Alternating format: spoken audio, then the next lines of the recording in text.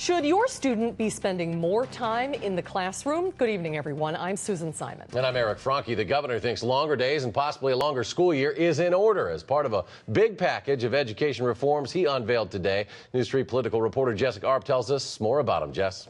Well, this is all to make the state more competitive for federal race to the top grants, $4.5 billion of money for education.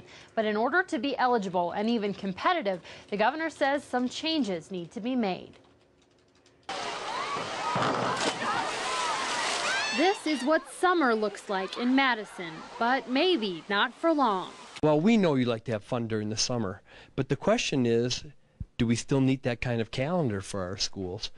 Madison's Lowell elementary students are the first in the state to hear that the governor is supporting longer school days and longer school years as part of a package of school reforms. I do think that for kids, particularly kids that maybe need some extra help, that year-round schools can really be helpful. Madison's superintendent says it's a conversation he's ready to start here. I mean, there's a lot that we need to do to ensure that our kids really learn well. I mean, so I understand that. But one of the conversations has to be, do we have adequate time? And I don't think we do. Those next to it, put your chairs in. Those busy teachers like Iris Patterson would also have their pay tied to the achievement of their students under Doyle's proposal. I'd really like to see first, how they would lay it out, because depending on what class you get, and the leaps and bounds that you're going to make with those kids is totally dependent on your class and what's going on, not necessarily how good of a teacher you are. Sometimes it can reflect that, but, a lot just depends on the kids.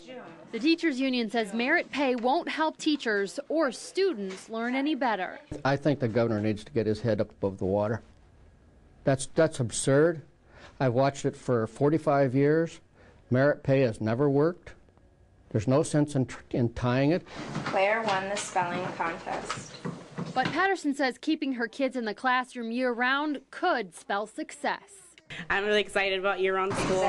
Just like he was saying, the gap that the kids go through from the fall to the spring. Some kids go, they go back an entire year sometimes when they come back to school the next year. Now, the state will have 60 days to submit their Race to the Top application after the rules for the grants are released.